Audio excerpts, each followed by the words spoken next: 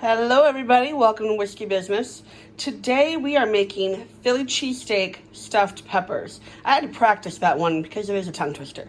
So, this is perfect if you are keto, low carb, low fat, or just want to make something really healthy and you want to try something different. So all you're going to need is some sirloin steak, onion, garlic, peppers. Try to get like a red, a yellow, and an orange, and you're going to need 2 green. One you're going to use as a base, and then you're also going to cut up another green pepper for the strips for what would be the peppers in the Philly cheesesteak, and you're going to stuff that in the different peppers, so you'll have one of each. The onion, mushrooms, I'm not a big mushroom fan, and I like it in this. It cooks down with the onion and with the peppers and with the garlic, because of course we're going to have garlic. And you're not going to notice it, but it's just going to make it a little heartier and a little meatier.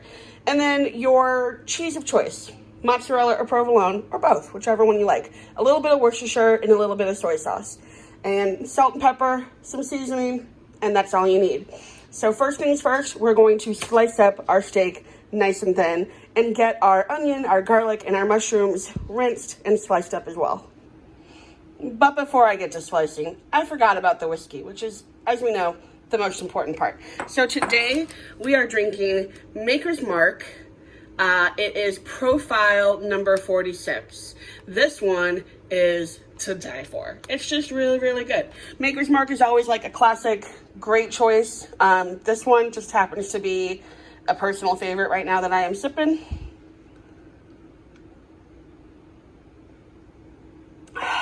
So good. So good. And when we toured the Bourbon Trail, Maker's was also one of our favorite locations. It is very unique, very cool. They have the signature red wax that you can actually go and dip a bottle yourself or dip glasses or whatever you want, and it's really fun. So anyway, pick that up. Now, let's get to chopping. Got my onion cut up, and as you can see, instead of dicing this, do this in strips. Just cut your ends off of your onion. Cut it in half first. Cut your ends off, peel it back, and then just follow along the ridge lines and cut it into little strips. That way it's perfect for when you go to stuff the pepper. And I'm also going to cut my pepper, the one that's going to go inside, also in those thin strips. So following along with that onion, also cutting my pepper into strips. And just a little tip, if you're not used to cutting peppers, cut them with the peel side down. Makes it a little easier to cut. It won't slip out as much if you do it the other way, and less likely to cut yourself. In keeping with that slicing form, I also sliced up my mushrooms in a pretty thin slice. Like I said, I'm not a mushroom fan, but these cook down and they kind of take on the flavor of the beef and the peppers and the onion and the garlic, as well as you've got soy sauce and Worcestershire sauce in there. So if you're not a mushroom fan, just try it. They're big enough slices where you can pull them out. And if you like mushrooms, all the better. For me, it's a texture thing, but like I said, you don't really even notice them. They kind of just blend into the background. And I also did about 6 cloves of garlic. I feel like every recipe in the entire world says 2 to 3 cloves of garlic. Nobody uses that. I double or triple that. So I use probably about 6 cloves of garlic, maybe even a little more. Smash that, just chopped it finely. My peppers. So I've got one of each. You just cut them in half lengthwise, not horizontal, and then core them out. And if you rinse them out to get any seeds out, make sure that you give them a pat with paper towel, dry them off, because peppers in general are going to give off a lot of water and moisture, and you don't want to have soggy cheesesteak stuffed peppers. So try to get them as dry as possible. We are going to put these in a casserole dish, bake them at 400 for about 20 minutes, have them covered with aluminum foil while we are sauteing our vegetables and our steak once I get that chopped up. Another little tip, cut your tips of your peppers out where that stem would be. That way when you're going to eat them, you don't have to worry about cutting that part out. Also, I feel like it lets you pile up the meat and the peppers more. Doesn't give you that little barrier.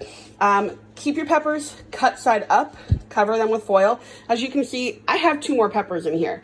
Maybe you weren't paying attention. But I kind of felt like these peppers were a little small, especially some of these. It's not a whole lot of room to put anything in. And I had extra peppers, so I cut 2 more greens, put them in there. That is somewhat of the problem when you have groceries delivered. You can't pick out your produce yourself. So if you are able to pick your produce out yourself, try to get a pepper that's nice, fat, plump. Is going to give you lots of room to fill your stuffed peppers in. This one's not too bad, but try to get them a little bigger than that. So anyway, we're going to cover these with foil, put them in for 20 minutes at 400. While this is cooking, we are going to cook up our steak and our veggies. Once these come out, flip them over to get any water that accumulates from them steaming themselves. Get that out so that way it doesn't make it soggy when you go to fill them. Drain your dishes. Then you're going to stuff your peppers, top them with your cheese, and pop them back in the oven for just like 7 to 8 minutes.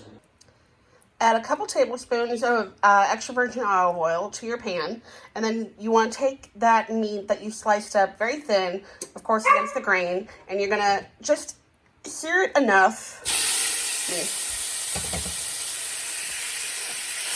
Spread this out. It's not going to take too long to cook because it's cut pretty thin.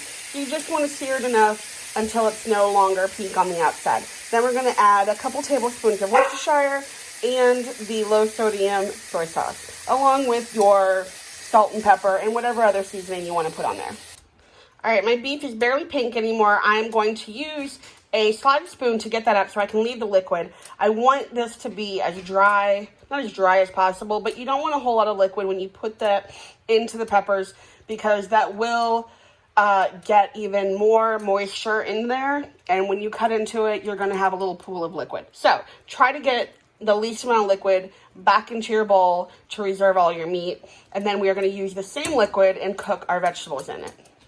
So now we're cooking all of our vegetables until pretty much those onions become translucent, even almost caramelized. And then we will pull those as well, add the meat to it, and then get to stuffing of our peppers. Don't forget to season your vegetables just like you season your meat. Add salt, pepper, whatever other spices you want. We always go for a little spicy, so I'm probably going to add a little paprika and chili powder to this as well.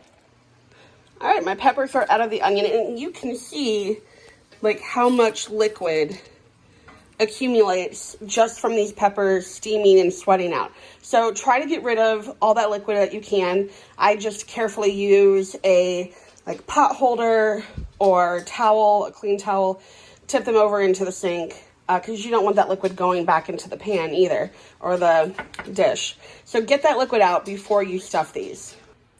So now in a bowl, I'm combining everything together. My meat, my vegetables, gonna give that a good stir. Taste it just to see if I need to add any extra seasoning. Otherwise, we'll get to stuffing. Cover with cheese. Put that back in the oven uncovered for about 7 to 8 minutes or until that cheese looks nice and melted and golden brown. And here's our stuffed peppers. Nice, golden, perfectly cheesy, melted, and delicious. So I would serve 2 of these as one serving. You can serve this just as is, with some rice, with a salad, with fries, whatever you want to do. Also, because I drain that meat and those vegetables, I have a lot of broth that's left over. I leave that sitting in my pan, and I let it just either stay on low or turn it off, but where it's going to continue to thicken up. So it's pretty thick here. That is perfect dipping sauce if you need to dip a little thing. But that way you don't have it in your pepper to stay soggy. So that way when you're cutting into it, you're not going to have all that liquid pooling out. Instead, it's nice, thick, delicious dipping sauce. So give it a try. Tell me what you like, what you didn't like. Leave me a comment of what you want me to make next. Hit that like, hit that follow, hit that bell for notification. Enjoy your whiskey, and I will see you next time.